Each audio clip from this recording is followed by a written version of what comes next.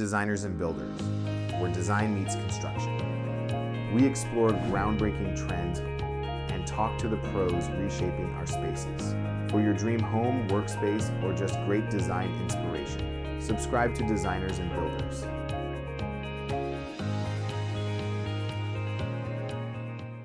Hey, welcome to today's brand new episode of Designers and Builders. This is your host, Alyssa Olson, and today's guest is Jason Easterly from E&S Builders. How are you doing today, Jason? Excellent. How are you today, Alyssa? I'm doing very well. Thank you so much for joining us. Well, glad to be here. Glad to have you. Yeah, so I've been perusing your website and I see you actually have a family history in construction. So I'm wondering if you could share your journey in the home building industry and what inspired you to start E&S Builders. Wow, that's a loaded question. So yeah, definitely have a family history. A couple of my uncles were builders in Maui. So I traveled to Hawaii a lot when I was young and they were out building there. My father dabbled a little bit in the actual trade. So I watched him build his own house in California. But to be totally honest with you, beyond that, I graduated from ASU with emphasis in pre-med. So I was going to go not be a doctor, but I was going to go be a physical therapist and decided that I didn't really want to pursue any more schooling. So I ended up getting my loan originator's license in the mortgage business, then decided that I should probably get a real estate license as well when you were allowed to have both at the same time. And then that led me into the market crash that we had in 2005, 2006. So I purchased a bunch of, foreclosed properties, started remodeling those properties as flips and as an owner builder. And then I was getting a bunch of phone calls saying, can you do that for me? And I didn't have my license. So at that time, I decided that I should probably get a license and operate under a license. And that was kind of how my construction career kicked off. I've worked with two different companies, both my companies, for about 16 years now. So E&S has been around for just over 6 years and thriving and no end in sight that I see. So that's kind of my background of how I became who I am today. Yeah, that's fantastic. That is a loaded history, Wow. but you can definitely see how that journey has taken you to where you are. Yeah. Yeah. So, and I also noticed you're primarily working in Arizona right now. Is that correct? Yeah, I don't have a license anywhere but Arizona. So I'm only allowed to work under my general contractor's license in the state of Arizona. And I really primarily only work in a very small location, at least as of now, where the market is. I really don't travel very far. There's always a golden rule of thumb for me that really don't travel much further than about 25 minutes to a job site, just for efficiency purposes and locations to Home Depot and trades being close to all our job sites. So primarily we work in Paradise Valley, Scottsdale, certain parts of Phoenix, Arcadia, and that's really it. I don't travel much further than that unless the freeway takes me to something really quick and that I can get there in about 25 minutes. Otherwise, I turn down a lot of jobs that are a lot further, at least for now, because our workload is good close, but you never know. That could change, or maybe a opposition or a opportunity becomes available that I might have to travel a little bit further. But right now, that's where we're at. I love that though. Hyper local, less gas used. Yeah. Correct. Efficiency. I'm at the job site every day, so I don't want to be bouncing an hour here, hour there, hour on every job site every day. I am there, so it has to be at least close proximity to where I live and where our office is, which right now is in Scottsdale. Yeah. Spend your time actually doing what you want to be doing, not Correct. to get there. Yeah. Great. And so I also understand you founded your business to revolutionize the home building industry. Can you tell me what about it needed to be revolutionized? What's important to you? What was wrong with it? What I saw a lot of, in the beginning stages was a lot of over promising and under delivering whether it was working with a subcontractor, a vendor, whatever that may be. So, I came up with a couple ideas, not to say they're all mine, whether it was reading previous, business ventures, et cetera, to come up with a system that would allow me to be very transparent with my clients, as well as complete projects in a reasonable amount of time, on average about half the amount of time that most contractors do, in order to, with the process that we stick to. So, I'm not going to say that I revolutionized completely the construction industry, but it was more my systems that I put in place that allowed us to let the clients be more, how shall I say, more knowledgeable on what we're doing, how we're doing it, why we're doing it, set the proper expectations, ways that I do budgets so there's not surprises in the end, rather than I'm not the contractor that would just throw out a price to get their foot in the door, which the majority of contractors do this these days, and then know that in the back of their head they couldn't ever deliver what they told you, their number is, and change order you later once you've paid them some money. So you're stuck. Unfortunately, that is a significant problem that we have in this industry today.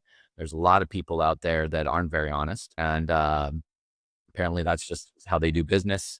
That's not how I do business. So Yeah, I think most people in this industry have definitely experienced that. Surprising capacities that you can't even work around sometimes, which is a big point of friction.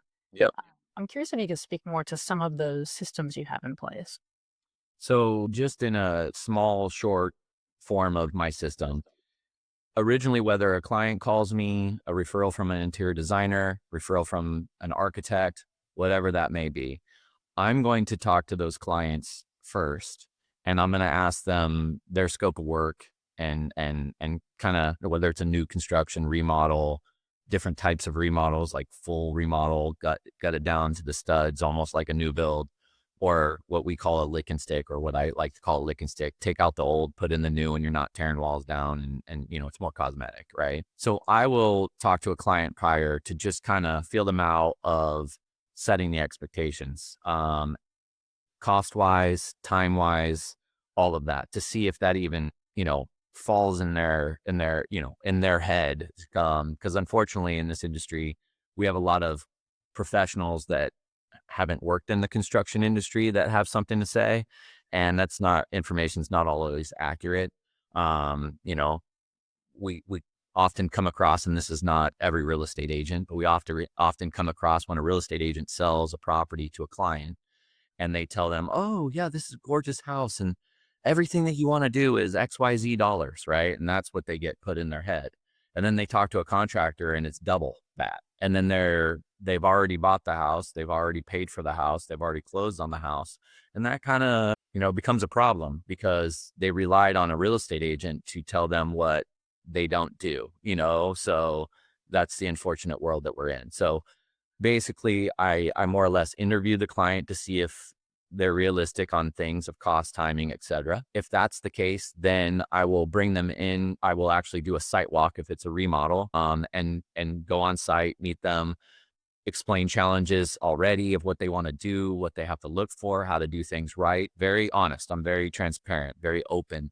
I'm not oh yeah, that can just all be done, and not tell them what the ramifications are of what that really means, if it was something that was challenging. So once I do that, I, kind of, again, explain a kind of this should cost, in this range and this time. And if that ultimately meets their expectations and, they're okay with that, then we take it to the next step. And that next step is basically I do what's called a soft estimate. So on paper, I put down what I think things will cost. Now, I just don't pull these numbers out of my hat, and just random make this up. I, on average, do 10 to 12, projects a year. So I'm able to pull that data from houses that are similar to what I walked. And most of the things that I'm walking when I'm staying in these areas are very similar. They range maybe in square foot side, but the scopes are very similar. So I'm able to come up with a pretty good soft number. Now, of course, I don't know what the specs are. I don't know if they're going to use, a cheap countertop versus an expensive countertop. These are things I don't know. So I explain, I don't give them the bottom of the barrel to try to get the job again, say that here's your flooring, budget, it's Berber carpet, and rather than the wood floor that they really want, right? Just to get them in the door. So I don't do that. On top of the fact is I bring them into my office, explain this to them, and I show them jobs that I've completed within the last year or two to show where I got these numbers from. So I'm not lying to them. This is what it is. And if this doesn't fit your mold, there's nothing, it's not going to change much. So they should leave feeling with some pretty good transparency, pretty good expectations, show them the schedules of these jobs that we did, show them how it works. So I'm really laying it all out there and being truthful with them, not hiding things behind closed doors and telling them what they want to hear and just showing them a soft budget. I'm actually giving them proof of why and how I got these particular numbers. So if after that they go, Jason, love what you did, love the transparency, love the timeline, we want to move forward with you, what is the next step? Well, we sign what's called an estimation agreement with these clients. It's a retainer fee depending upon the size. That varies depending upon the size of the project, timing, etc. But I won't do a physical bid, like a hard bid with plans, unless I'm paid a retainer. Why? I want to get paid for my time. There are a lot of clients out there, a lot of designers, a lot of developers that are just shopping around to get as many numbers as they possibly can, you know, knowing that they're just going to use those numbers to battle against somebody else. That's not a client I'm looking for to work with, to be honest with you. I get pricing matters. I get it, but it's not everything, right?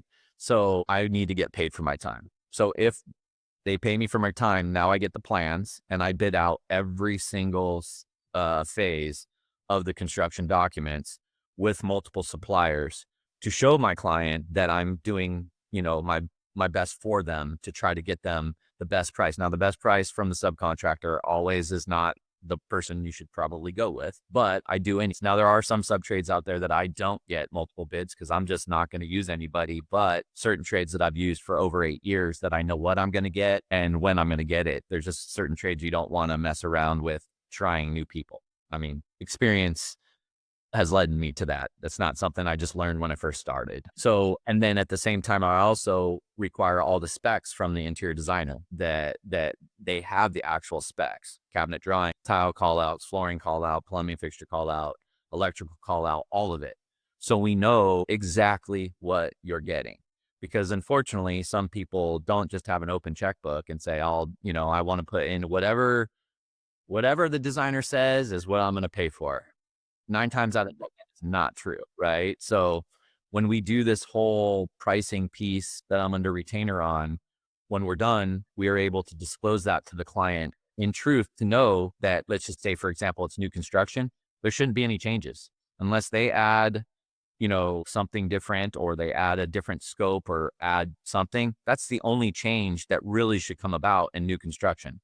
Because if you did your due diligence up front, there's no changes with new construction. And I'm not saying that there couldn't be a change where in new construction, we dig a hole, we find a shaft down there that we have to remove that I couldn't see.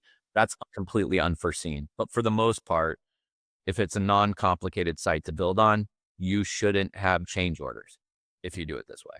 Which, guess what? My relationship with my clients after the fact, when I don't have a bunch of changes, ones that they didn't do, they're much happier. So that is how I do it. Now, if we price it completely out and the client's like, whoa, that budget that you gave me in the office, that soft budget is XYZ dollars over. Where did this come from? I'm like, well, remember when we walked this one particular house that I showed you and you said, love all these quartz countertops and love all of this. This is what I would go with. But yet your interior designer spec'd quartzite or marble, that's way more expensive. That's why, so we can either at that time value engineer, meaning like the interior designer can select something different to make the numbers go down so the client's more comfortable, or they leave it as is and they move forward. But we give them the option to be comfortable with their budget before they actually sign a construction agreement. And then when they sign a construction agreement, everything's for the most part set in stone. We put it in a shovel on the ground 30 days or sooner, and we get it done quickly with no questions asked. So Amazing. that's my system. I love that. I love that level of transparency, clear expectations right from the beginning, and then just following through, getting the client on board and building that relationship right from the start. Yep.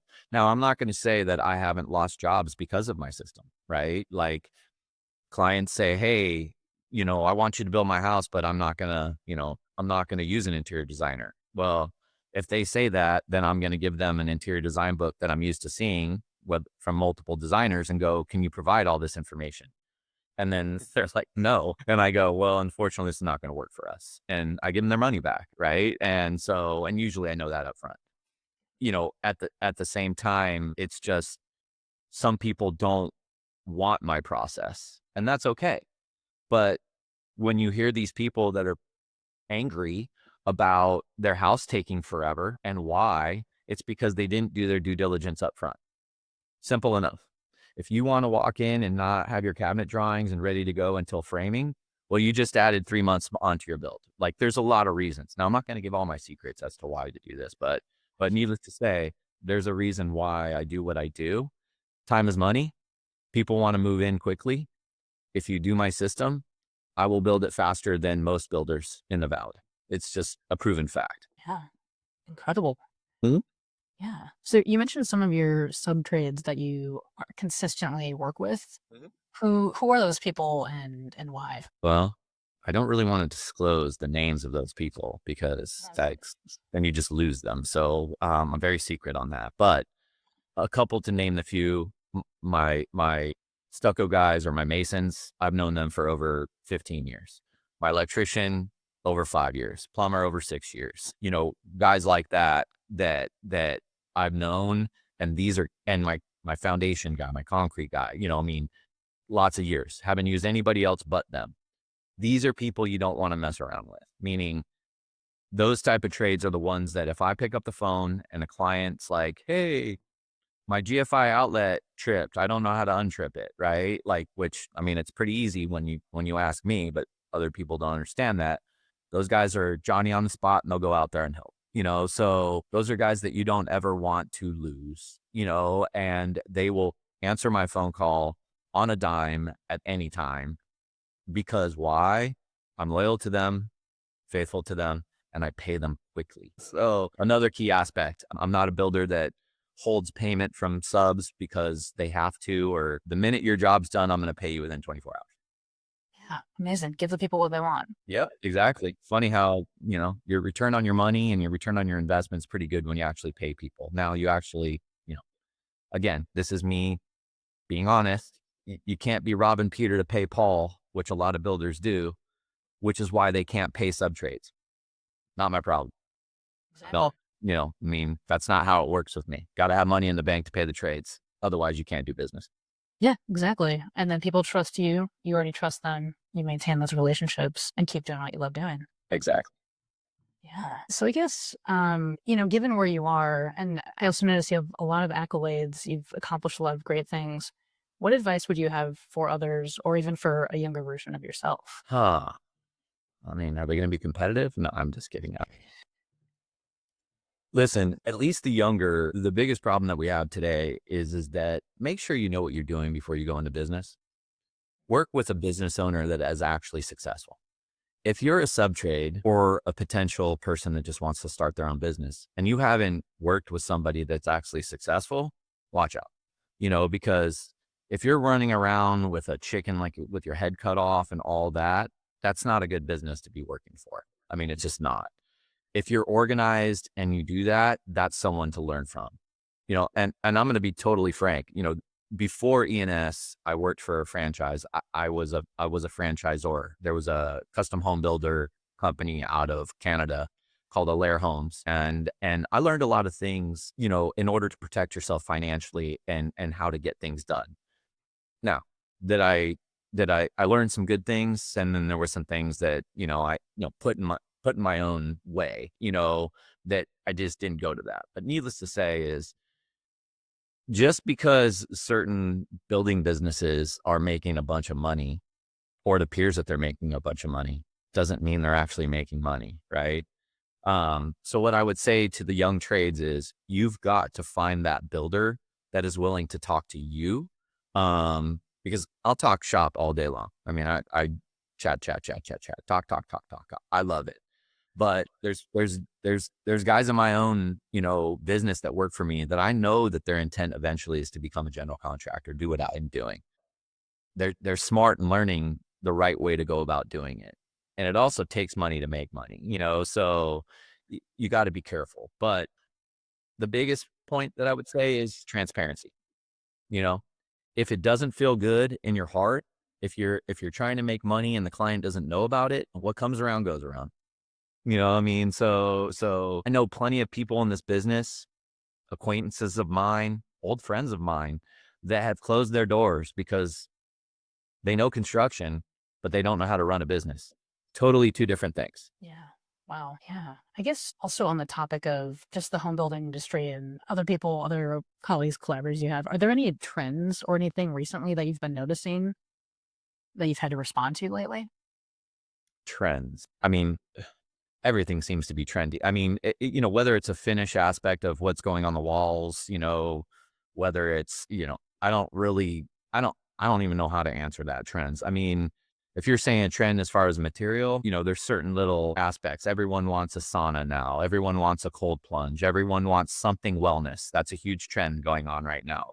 A lot of the houses that I'm building, integrated gyms, inside the gyms, integrated saunas, cold plunges, steam showers, huge trend going on right now, right? Wellness is a key aspect. But like color palettes will go all over the place. Things that are timeless are still here. Trends in the business side, there's a lot of builders that are trying to do a lot of things in-house because they have more control over, certain aspects. For example, in my history, I've tried out a lot of pool and landscape companies, and those pool and landscape companies are not very good at what they do, in my opinion. They're not accountable. They have too many jobs. They chase too many jobs. They're spread out all over the valley. They send trades out or their guys out with no direction, and you won't end up running them anyways because no one's out there managing them. Now, I'm not saying every pool and landscape company is like this. I'm not saying that. But I will say about the majority is like that. And so for that reason, I decided to get our own pool and landscape license so I can control my own jobs. And then jobs that I'm not building homes for, we can implement the same system on the build side, on the pool and landscape side.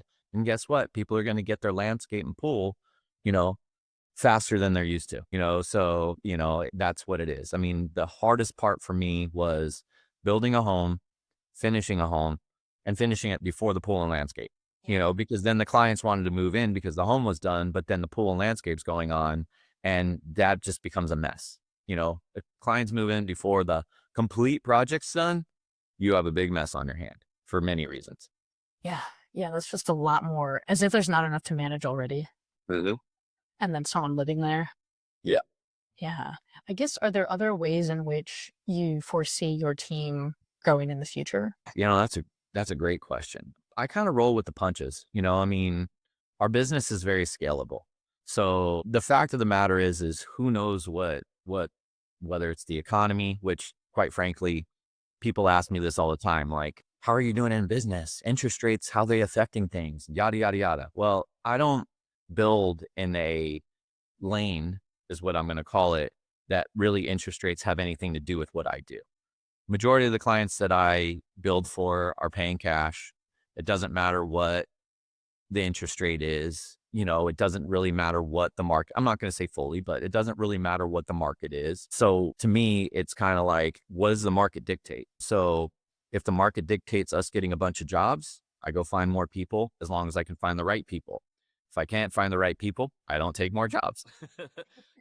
I try to hire people before it's a huge thing of mine is I try to hire people before the storm hits, not during the storm, because it's terrible to put somebody in a storm, so, I mean, it is terrible.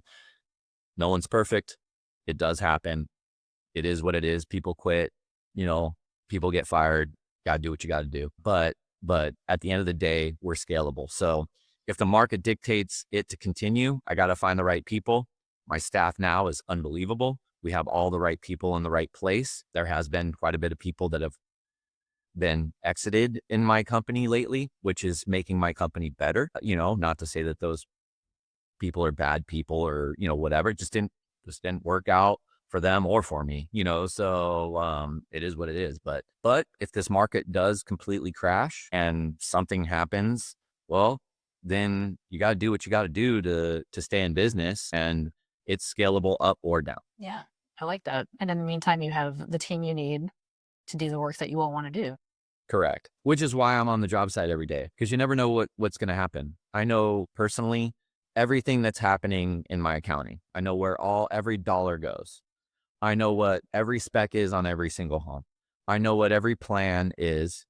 There are some pages that I don't know. Don't get me wrong. I can know if I want to know. I have a pretty good pinpoint on every job that's going on with every client. And I'm involved daily in case something does happen. You're not completely oblivious as to what's going on, which you asked earlier, what could you tell, a younger or a new person getting into this industry? You better know exactly what's going on, because if you're the business owner that's just out there on the golf course, not having any idea what's going on in your jobs and you think you're making money, well, you're losing money. So, or all the power to you that you can make it that works for you. I do know there are some businesses that it does work that way, but in my experience in construction, it doesn't work that way. And the builders that are that way, they have the reputation of, that guy has no idea what's going on. But because there's not a lot of good contractors out there, unfortunately, they still get hired. Right. I mean, there's a shortage of options for people. I need somebody. And people are desperate, sometimes it's like, well, do I hire E&S that can't start for 6 months because of his system? Or do I hire Joe Schmo, the ragman in a truck, because he says he can start next month? And usually that 5 months of starting earlier will cost you another year and money, by making that decision rather than being a little bit more patient, waiting for the right builder. Now I get it. I'm impatient too. I like things quick, but some things there are things to be impatient about, and there are things not. People trading for, that's for sure. Yeah. Can you also speak to how you go about finding your clients? Is it word of mouth? Are you specifically marketing to them? Do people just know you because that's what you do in your area? All the above. I mean, the majority of my clients are all referral based. So I don't market other than Instagram, and I don't even do that. My wife does that, so she does a very good job at it. I mean, the bottom line is rule of thumb. Learned this in the mortgage business before I got my real estate license and before I was in the building business. If you do something right for a client, that should almost guarantee you 5 more leads on top of that client, right? And it keeps going, So that has always been my motto. Be honest. Don't sugarcoat things. Set the expectations. That's my model. That's what I do. Does it win all the time? No. But it's it's gotten me where I am today. And yeah, people, I mean, interior designers will give you leads. I give interior designers leads. Architects will give you leads. Some architects won't give you leads because then you scrutinize their plans because they're a mess. So then you never get leads in again because you get mad at them, right? I mean, and sometimes I lose business that way because people are like, Jason, you're asking for all this information and all this stuff, and we're just not prepared to give it to you. So then I'm a bad guy, right? Rather than tell the client, hey, let's get Jason what he needs. It's going to take a little bit more time, because if we do get him what he needs and that time, it's going to make up time in the future, right? But sometimes people want to tell the clients what they want to hear rather than reality. So, I mean, I'm not that person. Yeah. That's your due diligence in action, right? Yep. And if that's what the friction is, then maybe you just need to go on a smoother path. Yeah, I love that. Well, yeah, I guess, is there anything else you'd like to share or like people to know about you or your business? Listen, I mean, the bottom line is with my business, I wear my heart on my sleeve. So if you want to know who Jason is, Jason's real. I mean, have I been known to come off arrogant? I'm not arrogant. I'm confident. I know what I can do for people if you follow my system. Am I going to make mistakes? Yes. Is there going to be a time that I'm going to have a confrontation with a client face to face? Yes. Because that happens, whether it's my fault, whether it's their fault, whether it's their designer's fault, or whether it's just part of the building business, right? But at the end of the day, I'm not the most expensive. I'm not the least expensive. People hear that a lot. But when you build with me, you know what you're getting, and I'm not going to sugarcoat anything. And I have a lot of reviews that say that. Not many people can give references to people that they've built for over the past year and a half. And I would say almost 100% of them, I would refer all to any clients that I would be building for, and they could talk to them. I have nothing to hide, right? I'm not going to say that it's going to happen for every builder that way. They're going to be running and be like, I want you to talk to that person, right? So, and again, I'm not saying every builder's this way. There are a lot of really good builders out there, a lot of really good builders, a lot of very good, honest builders. Those are the people that you should hire. An owner is not hands-on. An owner can't open his books to you to show you what things should cost, then you probably shouldn't hire that person. Yeah, absolutely. So, this is what you get when you hire E&S. Yeah, I love it. Well, thank you so much for sharing all of this. It's so lovely to have you on the show. Great to connect. Can you let everyone know your website and Instagram? Yeah, sure. I don't know if I can tell you my Instagram because I don't really know, but I know that our website's esbuildersaz.com. And I'm pretty sure if you Google E&S Builders, you'll find us. We'll absolutely do that. Okay, well, thank you so much, Jason. Really appreciate you taking the time and hope you have a great rest of your week. You too. Thanks again. Thanks. Take care. Bye-bye.